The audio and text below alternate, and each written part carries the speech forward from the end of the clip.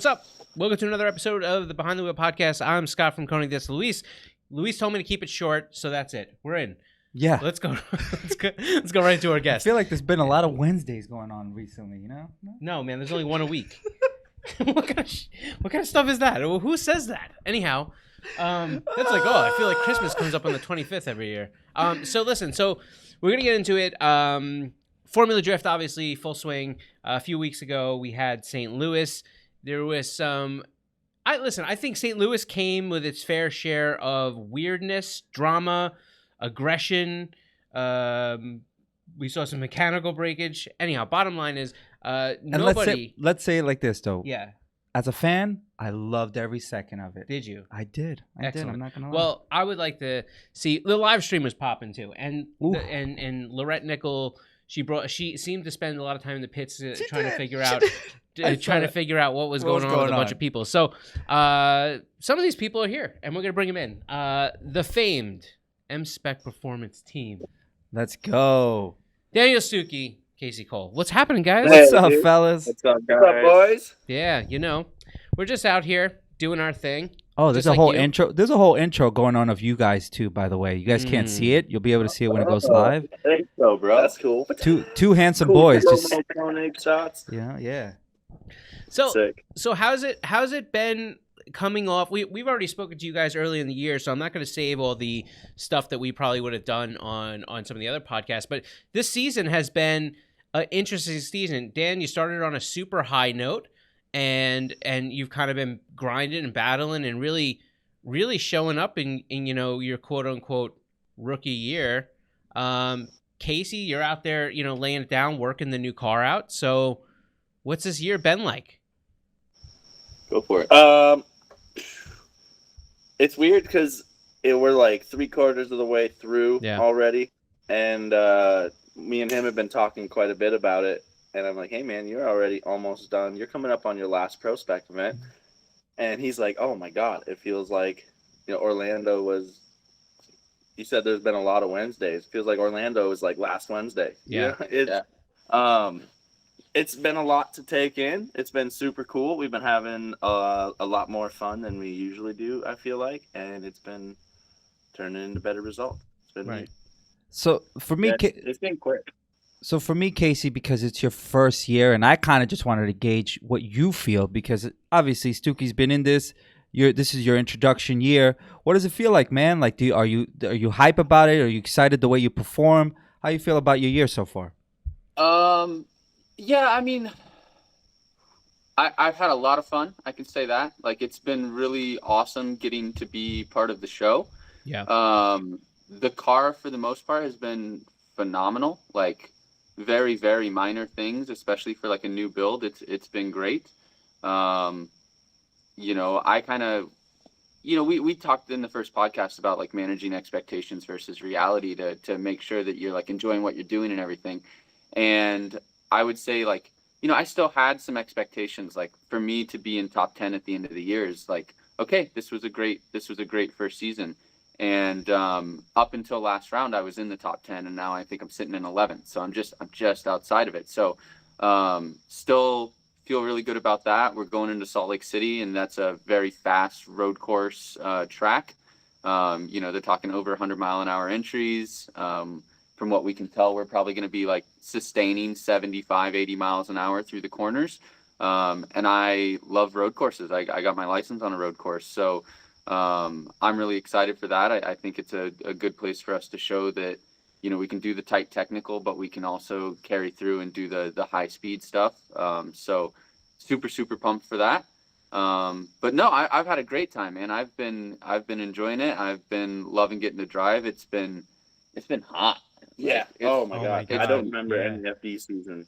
Yeah. Consistently being this hot. Even Orlando, when it rained, it was like 98 while it was raining, so the rain coming down felt hot. 120% humidity and 100 degrees, like it's just obnoxious. Yeah. So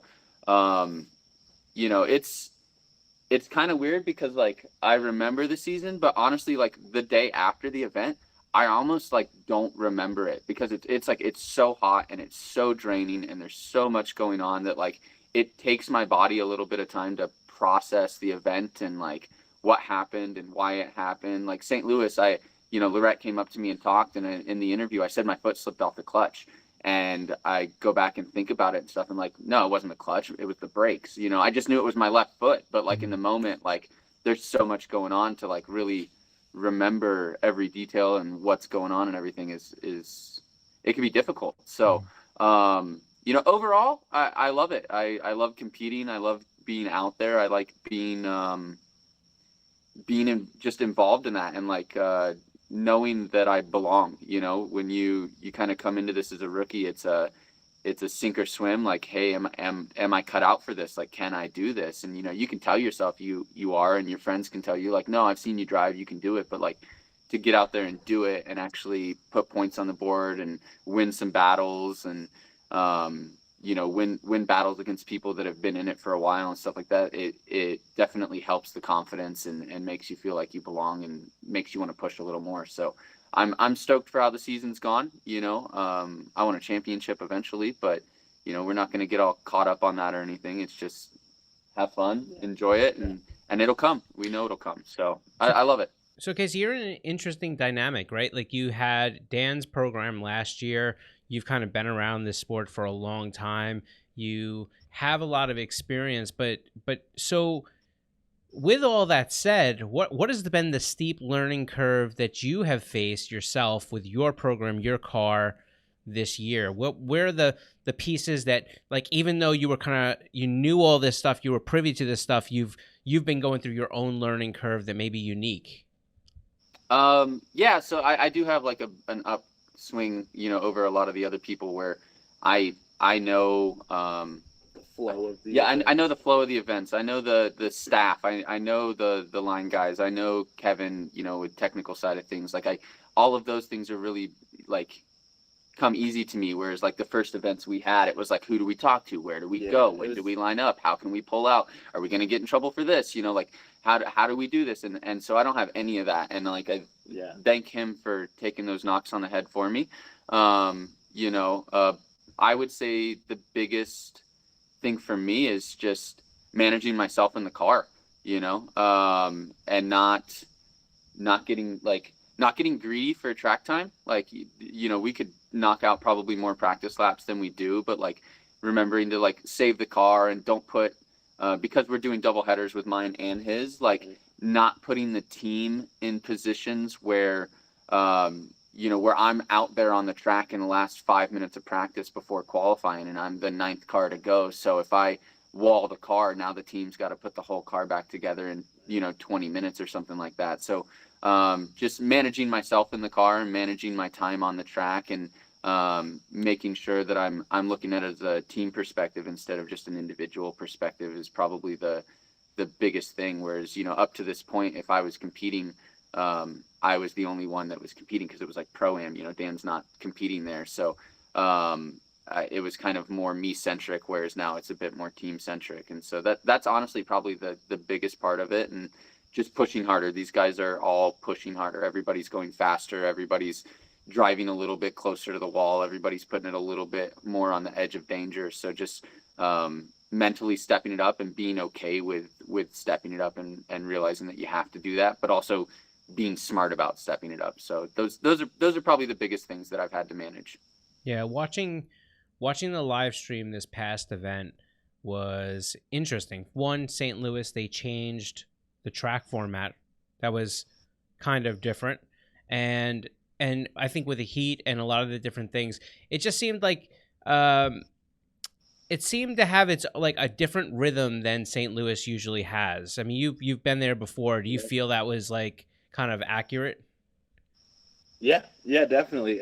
They changed the inner clip to an outer zone coming around that first little hairpin. Yeah. And I think it made the track flow way better. It made it from, it used to feel like a drag race to a super pointy U-turn to a drag race to a super pointy U-turn. And now there's actually a little more, I'm out here swanging to it. A little more. Yeah. It made it fun. It gave a lot more room to the chase driver to like keep proximity through that weird turn. Yeah. Which was cool. I thought it was funny that they changed that section, and so many people were talking about it, and that was like such a thing that people were having to adapt to. And outer 4, that was the same as last year, still was really a war zone this season. Yeah. It's true. It's like, interesting. that outer zone, there's no doubt. I mean, listen, even last year, it seemed like the war zone was on that hairpin, right? Like it seemed that was the place where you lost visibility. So if you weren't super on the door when in the chase run, like that's where all those collisions happened because you were using muscle memory, and the car in front of you, they could be in like whatever position when you came through the smoke line, and all of a sudden, that's where all those crashes just seemed to mount up, and there was a lot of drama there. I think with Turk and Chelsea and a bunch of different drivers. So ironically, you talk about the, coming out of that, coming out onto the bank as you finish the course, and you guys had a little bit of a squabble there, right? Yeah. Squabble's a good word. I'm trying to use my words correctly. You know what I mean? Yeah. No, definitely. Well, before that, even the setup was weird going into 4. I kind of saw his car start to transition right before you go behind the smoke curtain, so you see them start to adjust knowing a transition's coming. So I started to transition, and then he kind of straightened and drove into 4. So I was super inside because I followed his like initial timing. And then because I was so far off on 4, I put it on me. It was 90% my fault, but I had to kind of put a staple on the run, and finishing next to the car, or finishing strong across the finish line, even though it's not judged, still gives some overall impact to the fans and judges. I think even whether they say it or not. But if it didn't, Frederick Oswald wouldn't push hard after every single finish. If you watch that man, he literally is glued to the doors until the second they shut down everywhere. Atlanta, he's on throttle almost until you're back to the chicane. Like it's there's something to be said for it. So I came in too hot, and he had just followed me the previous run. I kind of stay up on the bank. I even anywhere we drive, my philosophy is always give the follow car as much room as you can for them to shut down, just because I don't want anyone doing what happened to him to me. So I stay high, kind of coast, and then hit the brakes because the turnaround cone is 8 miles down the road. And he kind of came down the bank and braked while I was trying to jump up too close to him. And I personally think it was just kind of a wrong place, wrong time for both of us. More so me, but it is what it is. I went up and apologized. He was understandably a little heated, and yeah, it is what it is. It made it for some pretty cool slow-mo videos. Well, I will tell you that, did you have to buy a ticket to take flight? Or, I mean, you probably... Yeah. Well, we're actually talking with SpaceX. That's right. I will say... I know you guys are working on the hover Koenigs. That's right. So I wanted to give you some R&D on takeoff and landing. Hey, man. Yeah. That was a secret, man. The aerodynamic readings were fantastic. Yeah. Dropping bombs over here. I think... It's interesting because you may easily have earned the most air award for this year so far. It's like a hang time counter in GTA or something. I was super. So my daughter and I, we watch the live streams together, and she's like a big fan of your guys. So she was like, I'm in the garage working while we're watching the run. So I think, right when I saw you kind of get off pace a little bit, go into that last, outer zone, I kind of like had turned my back to go back to like putting a socket on the transmission. And like when I did, I hear her go, "Oh my God," and like, holy shit, like it looks so dramatic. So what did the car look like afterwards? Yeah, that's it. I mean, outside appearance looked fine, honestly.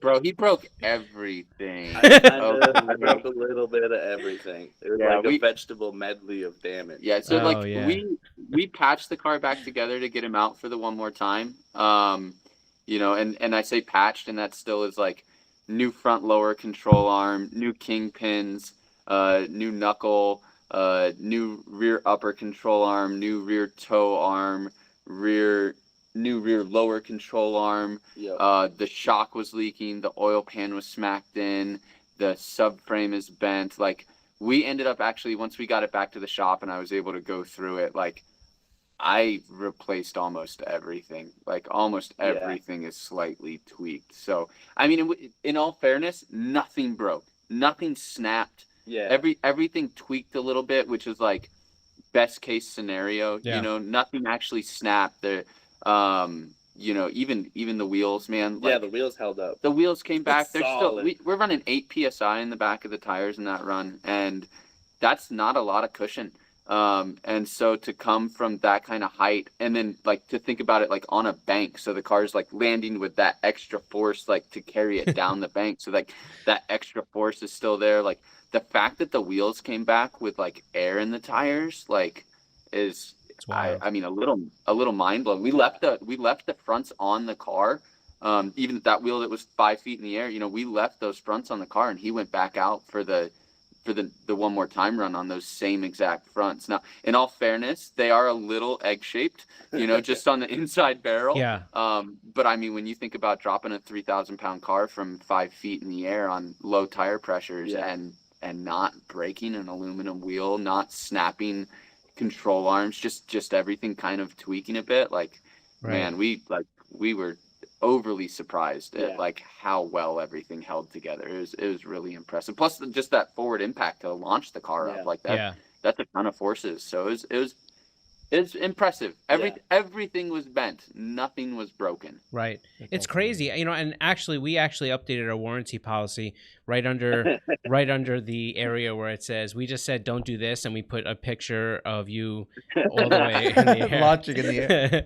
Don't do this. And then there's that. But you know, it's impressive to think that you could get that much momentum. I mean, this wasn't one of those things where you drove. I mean, I can't even. So it looked like you got that right rear, the right front tire kind of initially onto his back tire, and that kind of propelled you upward, right? Yeah, the like forward to forward impact wasn't that significant. It was catching his, you know, still turning rear wheel and my opposite turning front wheel. 30 miles an hour and 30 miles an hour equals 60 miles an hour. Right. Yeah. So now, like a pitching machine. Did you end up, I mean, obviously, like you had said on the live stream, all public record, nothing ad-libbed. You said, you know, you went to apologize. Obviously, your intention is not to destroy your car. Your intention is not to destroy anybody else's car. Right. But like, you know, it happened. It probably wasn't your finest moment as far as like that wasn't the plan. So this happens and you go to apologize or whatever it may be. Did you get a look at his car? Did you have any sense of like, hey, was this bad for him or was it just annoying? I think he bent like a rear knuckle. Okay. He said, they bent a rear knuckle, and then it messed up some body panels. I know his bash bar like punctured through his rear bumper. Right. Which like I get it. His panels are probably one off. I mean, our panels are one off, you know, but his panels are probably one off as well. There's no more of those. Like he's not calling up, you know, Extreme Dimensions and ordering a Ferrari kit. So maybe not. So you know, like that. But from everything I understood, that was the majority of the damage. I know later in the event he said that his power steering belt came off and it was from contact in 32 with us, but that was in like top 8 where his power steering belt come off, and so that's in the front of the car. We hit the back of the car. It's like 2 full battles later, you know. Actually 2.5 battles later because we had one more time with him. So I think that maybe just have been a bit of still having some emotion in the moment, but I don't really think we caused the power steering belt issue. But from what we understood, a rear knuckle and some body panels is what got messed up on his car. So you know, I really think about, and this is coming from a fan perspective now. So not like I'm not in the thick of it like you guys are, and I don't have money in the game like you guys have. But when I think about drifting and a sport and building cars and going out, there's some types of racing that believe that you can go do and expect with almost 100% certainty to not have your car damaged in any way? Autocross, right? Like you're out there, time attack. I mean, if you send it off a cliff or you send it off the track, you do some curb checking, like that's on you. Like there's no one to blame. Right. But aside from that, any motorsport that I've participated in, and drifting has not been one of them, so let's just put that out there. I go in with a sense of, like, I would never put anything on a racetrack that I didn't know there was a potential for some sort of damage or whatever. Drifting has to be at the top of the list of motorsports that are going to have impacts all the time. I understand the frustration behind having body panels damaged. I understand the frustration that he has. But then comes this other piece of it, is like, I understand there might have been frustration from him also because it happened in the area where he thought he was done, right? But in this sport, if you're not prepared to almost get your car destroyed and stitch it back up with zip ties, are you not in the right, like, headspace for this? Right. Yeah. It's like some people think, between the start line and the finish line, they're like okay with contact in that zone, but it's like, no, once you pull that thing out of the trailer, if we cross the finish line by 3 feet and I slam on the brakes and you hit me, is it your fault? Yeah. Is it right for me to get upset because it was after the finish line? Like, was it an unnecessary place for me to, try to finish next to him or whatever? Yeah, probably. But it's, I don't know, your chips are on the table. They may not be in play. You may not be playing those chips in this hand, but like, they're on the table. That's what. My car, I'm of the mentality, like, I just built that thing, but I'm in the mentality of, if I total it and it's gone, is what it is. It is what it is. Right. If we get to drive the race cars back in the trailer in any way, shape, or form, it was a good weekend, man. Yeah. Like, well, and this is the truth. After watching the bout, you definitely won your lead round. I'm just keeping it like that. I'm gonna keep it a buck. So that crash you kind of would, if that didn't happen, you would have probably moved forward, and he probably would have. There wouldn't have been an OT. I don't think. That's kind of what we were. We felt that FD. I talked to FD officials a little bit about it, and they said that it didn't have any play in it. However, I don't think they noticed his straighten into 4. Yeah. And when you go back and watch it, and you're specifically looking for that straighten into 4, it is very clear that it was not it wasn't like it was a drive and then like a reinitiate. And if you go back to my qual run, I zeroed my first qual run. I came out of 2, tried to pick up the throttle. The car gripped up on me. I had to work the car a little bit, and they said that I reinitiated and they zeroed it. And honestly, I felt like, had I not just a degree, 2 degrees of angle in the car, that would have been like a second place qualifier in Pro Spec. But because I straightened the car up for a split second, they zeroed it. They said it was not chaseable. It was incomplete. And in my mind, I'm fighting the momentum of the car because we're coming from 2 into 3. So we're shallowing the car up. And so the car's going to want to center grip and straighten up. So I'm fighting the momentum there. So it's more likely to go straight there than from 3 to 4, where you're transitioning the car and the momentum of the car should carry you sideways. And so if you're straightening up there, that's a deliberate thing that you're doing. You screwed up. You were going to hit the wall. You decided you needed to save the car by pulling the angle out of it and then get back into it when it's clear. And so in my mind, that's a bigger mistake. And, that may not be how the judges feel, but that should be an incomplete to me. And in that case, I feel like we won that first battle. But, we only have a small window to petition a battle. And because of the contact afterwards, all attention completely went away from what happened on track. It went to, they just called it one more time, fix the car, get it back together. And so, mentally, where I think if that contact hadn't happened, we probably would have paid a little more attention to the run itself and caught that straighten and been able to petition for that. but it is what it is, and that's racing, you know? Yeah. So, and for me, even in the OMT, like, if you didn't, and that's what I want to ask, from your perspective, what exactly happened once, we're going into your chase run? What exactly happened that made you stop? Because I'm assuming, obviously, it was mechanical in some situation, Yeah, so basically, we went to the burnout box to see if we needed to call our 5 or not, to see if the car was drivable, because we were kind of in the point where I just, kind of pulled a bonehead move, and I wanted to not go out there with a car that wasn't, like responsible to drive. And it felt fine in the burnout box. It definitely felt a little off. I could feel that one of the coilovers was completely empty and just dead. So it was kind of wonky. But we only have a 5-minute call, so we've got to be like responsible about what we even start to dig into. Right. Is this drive through? Like, can you manage this? Because if you can, let's drive it. Because if we call the 5 and we start taking these parts off and we don't get them back in time, it's over. That's over, right?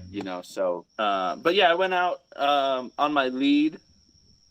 I was surprised. It was a pretty damn decent run. When I went back to transition to 2, the coilover, the tire was actually hitting the frame rail because the frame rail was bent, or the whole pickup points. Everything was in like 3 or 4 inches. So I caught the tire at lock, which on my lead run made me bobble and actually put the rear end of the car into the wall a little bit, but it wasn't super noticeable. And then in my chase, I initiated, I think he dirt dropped in 1, so I kind of got on the left foot, which added a little angle. Tire caught the frame rail again and just grabbed the front end of the car and spun me out. So yeah, it was what it was. Yeah. Yeah, it's hard coming off of some of that stuff. Yeah. I really struggle with that whole finish line thing, only because wasn't it Atlanta a couple years ago where they basically had said, hey, look, if you spin even coming off that finish line, even if you cross the it finish was line. Orlando 3 years ago. Yeah, so it happened to me, I think. Yeah. Yeah, he in ProSpec actually, we were sitting on the bubble for qualifying, right? To get into the show. This is when ProSpec only did a top 16. And yeah, he came across the finish line. And this is a fresh build. This is our first round. Yeah. First round of FD ever, and fresh build with his car. And this car is a much more simplified version of what it used to be. Yeah. And so we were still working through some bugs, and like you had done what, like 2 laps in the car previous to that? Yeah, something like that. Like we literally had no testing on the car, anything. And he came across the finish line and the throttle stuck.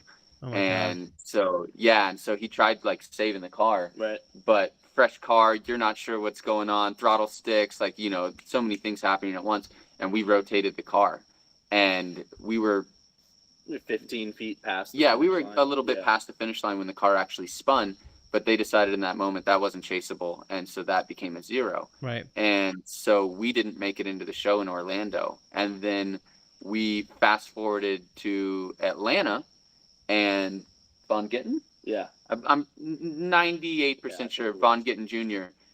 Came across the line, looped it, and they still gave him a score. And we were just kind of like, okay.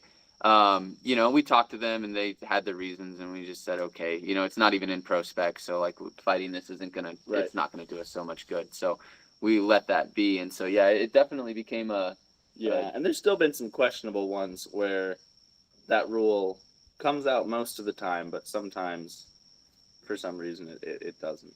Yeah. I will say, just in the defense of FD judging, it's a tough thing. First off, any subjective sport, I think, is one of those ones that you can always find questionable calls, or calls that maybe you look at without their vantage point and don't really have the same information at your disposal that's being used to make a decision. But, I mean, and I think I will say, I think it's gotten a ridiculous amount better. They are trying to do everything they can to make it as, less subjective as possible. I think having drone footage and different angles is helping them to be able to really go back and look at certain things. But, they are in other vantage points. They're not in the car. They're not on the track. They have smoke. They have interference. So I guess for them to call everything 100% is probably a bigger job than we can ever give them enough credit for, right? Right. For sure. Right. Yeah. No, I'd say the majority of the battles, I'd like not want to be in their shoes. Yeah. The level of driving in FD right now is through the roof, and the stuff some of the stuff they catch, we're like, how the heck did you guys catch that? Going like, these cars are moving, and they're picking apart like, steering corrections, in the middle of a turn where the dude's doing 60 miles an hour, and you're like, I didn't even see that. Like, we drive, and we've been watching this sport for a long time, and like, I didn't even see that. And they pointed out, and you're like, oh wow, yeah, that is there, so like I would say I agree with FD judges like 90% of the time, and I think that's a pretty fair, like, for a judge motorsport to agree 9 out of 10 times. I think that's pretty good. I do feel like they've been as consistent as ever this year too, with their judging. Like, what was it New Jersey? There was like a bunch of 50s, like all the St. Louis. Or no, it was St. Louis. Yeah, St. Louis was some of the most lowest. Especially just pro spec. Absolutely, just crusher points for qualifying. They were just like brutal. Like they were just like, no, like they picked apart everything. There was no fluff. Like it wasn't a matter of like, hey, we need somebody to have a high score so that this looks, like this is doable. They were just like, everybody gets a 70. Deal with it. Like so. How much? It was consistent. Yeah, and I think that they've been edging toward that more and more. You're a few weeks now after St. Louis. How's the cars looking? How much attention have they gotten? Are we back to like completely ready to go again already? Oh yeah, savage. We're ready to go. We went out and did here. I guess we can move this around. Yeah, let's go. But I'm ready. No, we're looking fresh here. It looks good. We didn't do a mid-season refresh, and Kasey's car looks great over here too. But doors are all good, suspension's all brand new. But we didn't do the mid-season refresh, so it was good that I went airborne and gave Kasey a reason to have to go through and clean everything up. But the cars look great. No, all the suspension's been gone through. The car's already been on the frame rack. It's straightened out.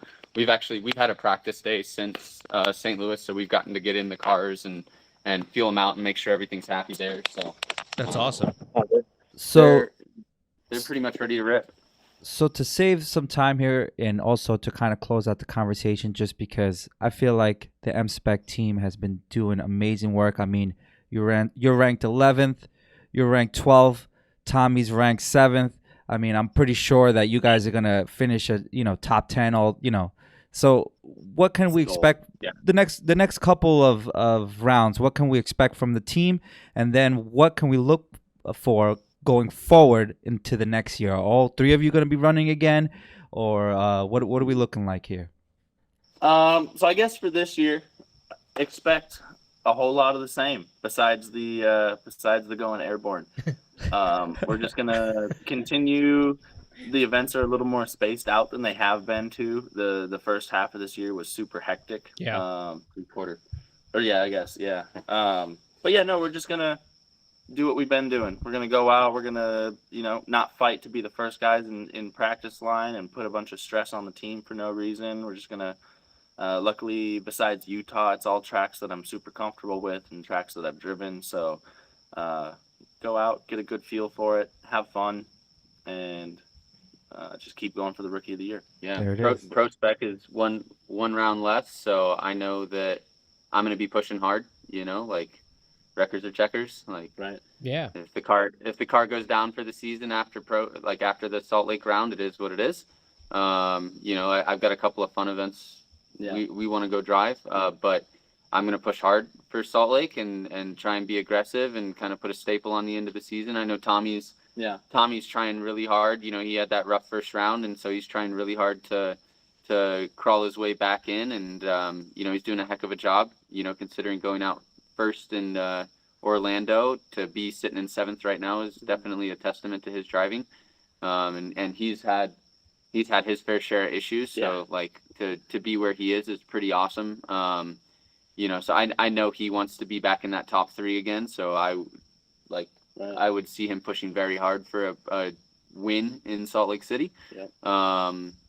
But no, I think we're just for the pro spec guys, we're just going to push hard. It's the last round. So, if we beat the shit out of the cars, then it is what it is. And that's what they're there for. So I don't think I have to emphasize it more, man. I mean, you guys know we over here at Koenig, we got so much love for you guys.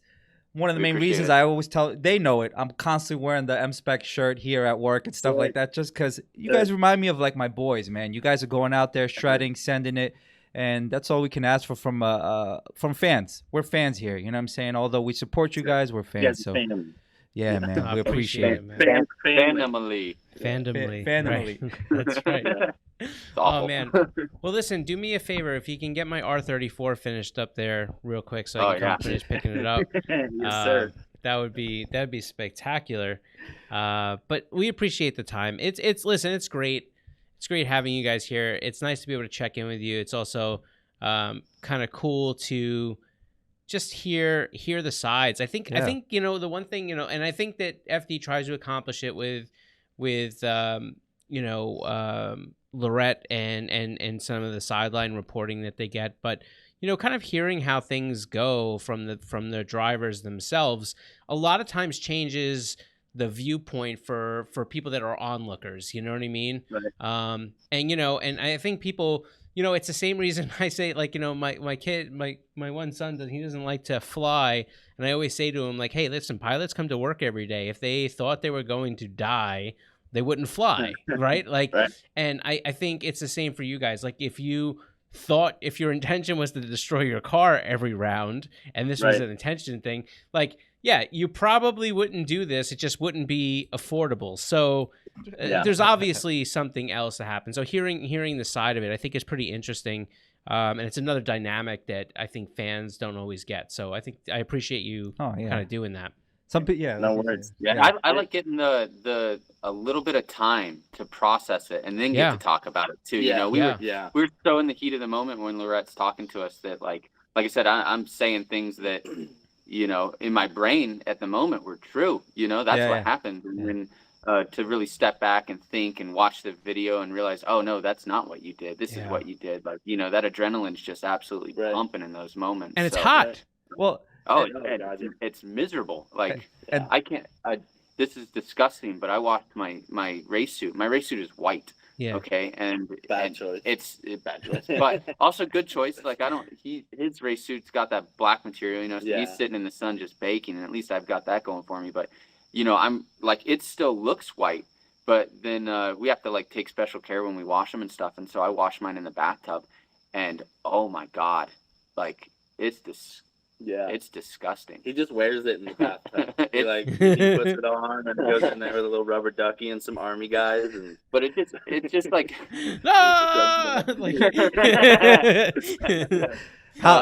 like it tells you like how hot and how dirty and like we don't realize how much like crust we're like tire dust we're getting out of our eyes and just the like it kind of like lets and you get home like, oh no, this was a rough weekend. Like, you put in work. This was, you're in your race suit, but look at how dirty this thing is. Like you put in work, you were sweating. It was dirty. You had tire dust in your eyes. It was not a walk in the park. Like, so it's a lot of work. And we're like I said, we're emotionally charged. The adrenaline's up. So it's nice. I really like getting to get the car fixed and go through it and step back and understand what happened and have appreciation for everything that goes into it, and then get to talk about it because it puts you in a different mindset, and it's nice to be able to talk about it. How's Matty boy doing? Is he losing all his hair yet from the stress? Yeah, well, I think he lost it all preseason. Yeah, but no, he's on he's on vacation. He's on a vacation. Oh, nice. And he's having a great vacation. But he is, where did he go? Maryland. So he went all the way up to the East Coast, and now he's got a 900-hour drive all the way over to Washington. So hopefully he's got some safe travels and it's not a stressful drive and stuff like that. But he's probably gonna hit the road today to get there on time. Yeah, right. I'm super glad he got some time off. He's spending time with the family because he's a crusher. Going more than he could ever ask anyone to. So It's crazy. It's crazy. Yeah. Well, it's good having people like him. It's good having people like you guys, like with how destructive this sport is and stuff. I feel like the top guys have the same mentality to where you can't drive like you're worried about shit breaking. Yeah. We don't want to destroy the cars, but at the same time, they're a tool. Like at the end of the day, they're a tool. And if we can't drive with the confidence that if I break this, these companies are going to have my back. Like, it's so much harder when you're going, I've only got 2 sets of front wheels. And if I break these, like I've got to hold back in the next battle or, but it's super comforting and confidence building knowing that we got supportive people like Koenig, and Part Shop Max has been absolutely killer this year as well. I'm sure.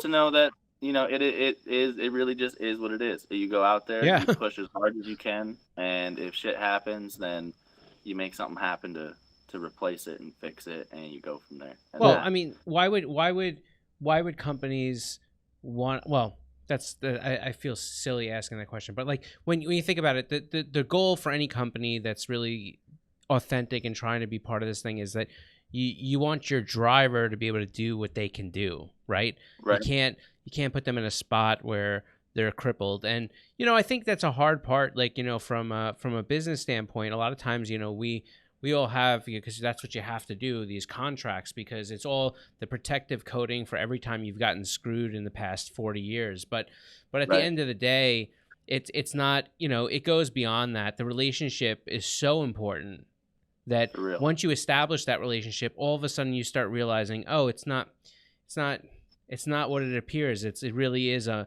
two-way street. So it's cool to have you guys on the other end of the street, Well, so and there's one more team member that's gonna join our team soon. Hopefully, Emily gets to put the MSPEK Performance on the Mini Cooper. Oh yeah, that's right.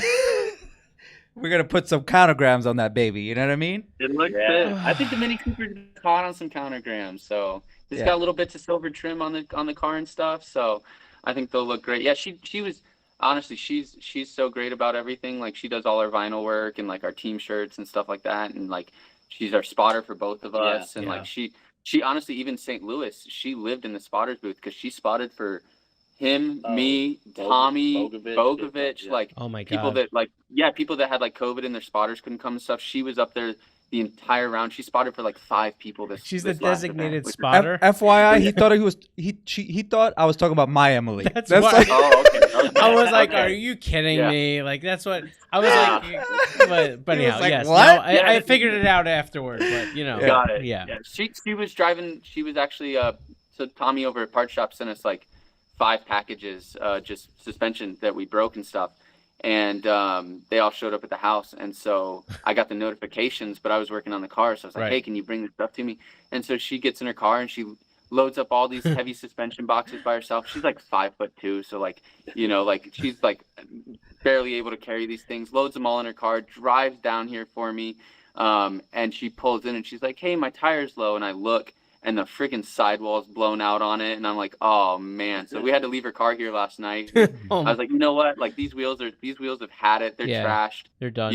Like I'm gonna buy you new tires anyway. So like let's hit up the boys at Koenig and let's see about getting some countergrams on this thing. So cool. I think they're gonna look hot. I think they're gonna be good. So that's awesome. Heliograms. Those new heliograms. Yeah. What do you think? Ooh, a little bit of yeah. Okay. Yeah. Okay. Yep. I need some bronzies. Yeah, we have some stuff coming. It's fun like seeing this stuff show up. We have been on one of those things between the pandemic and then the supply chain things that followed and like all these things. So that what happened was we put so much production and effort into making sure that we were covering all these back orders that we literally had pushed off doing new product for a little bit just because like people already gave us money, not us but our retailers money, you know what I mean? Like, and I say to the guys all the time, even in the sales stuff, like you have to always think like if you're the person, because we're the people that we still buy things, and like if I buy something from a company and to put on my car or whatever it is, like I'm waiting for it the moment I put that order in. And so we had prioritized that stuff, and we selfishly pushed this stuff off, which always makes the launch a little slower. But it's funny because it's like we did most of these wheels over a year ago. Yep. So we had samples, a while ago, but then like now all of a sudden they're coming in and we're like really seeing them again. It's like, oh yeah, I forgot we did these, like yeah, it's pretty crazy. But yeah, I'm excited, man. I think the new heliogram, especially in that B profile, is pretty wild. It looks really good. Yeah. I like them. I like they're similar to these guys, but just a little more subtle, not as angry and aggressive. I think they're great for the look. I'm sure they'll look great on race cars, but I really think they'll look good for like aggressive street cars. Yeah. We'll get you a set. Like, let Luis know. We'll get you a set out when they come in. It'd be good to get some pictures and stuff anyway. So, I love it. Yeah, we'll get you a set so you can throw them on there. Let us know what's up. Sick.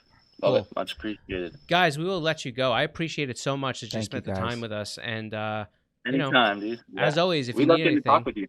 Yeah, it is. I need those t-shirts. I need those t-shirts. Yeah, we need some more. We need some more. Maybe a Koenig banner to throw up in the pits as well. Yeah, we'll do that. We also need to make. We've been talking. Yeah, about we're working on some new stuff. So we're gonna make some new merch. So send your request to Luis because he's the guy that has to deal with that. The liaison. Yeah, we rep as hard as we can. So the more stuff we have, the more we're gonna rep it.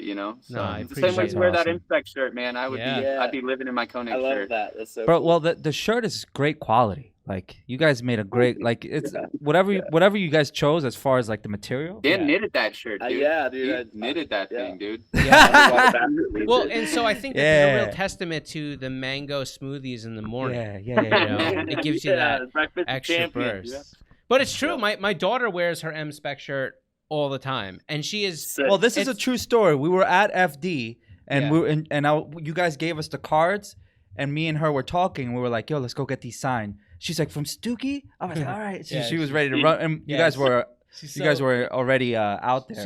She's so pumped. My favorite part is like her friends, she's into this stuff, but like her friends, not a clue, So she's like, I saw her like a week or two, and she had this shirt on, and she was with a bunch of her friends. She was they were like, "What's MSPEK?" Like, they had no idea. Yeah. And so she's trying to explain to her friends, No, you don't understand. Like Dan and Kasey, they gave me. She's trying to explain it, and the girls are like nothing, But that's awesome. Listen, we'll let you go. Yeah, and thank you so much. Yeah, if you need anything, anytime, just let us know. All right. Awesome. Thanks, guys. Catch you later. Have a great one. Later, boys. So that stuff it's always good catching up with them. Like, they're such good people, and I think that makes it. No, I don't think. Yes. That makes it so much better because you legitimately. You feel like they make us feel like a part of their team. Well, and that's what I mentioned. And like I said, that the reason why I love those dudes is it's like me being at home talking to my boys. Yeah. We're just shooting the shit, having a conversation about what was going on.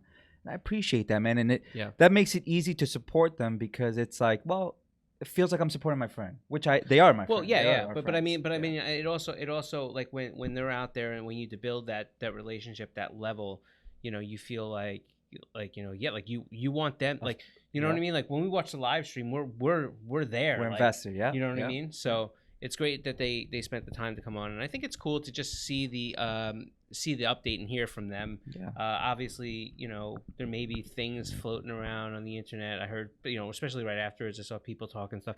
They just don't know. Like, you know what I mean? This isn't. I tend to find that drifting is one of those communities where people are very friendly, and they're more than any sport. They're willing to help each other. So nobody really tries to go after each other. It's just. Yeah. In some capacity, sometimes competition is healthy, and that's what this is. And I'm all in for it. I'll be tuning into the next one to see what happens. But listen, and sometimes you got to take out a knife and cut up. No, wait. Oh, sorry, that was unprompted. Anyhow, listen. So that's it for this one. We'll catch you in the next one. But don't forget, every Friday we put a piece of content. We go live right before the podcast every Wednesday, 2 p.m. Eastern on Instagram and Facebook. Come check us out. And congratulations to the wheel giveaway winner. Yeah. This was to you. Yeah. So we'll catch you next week. Peace.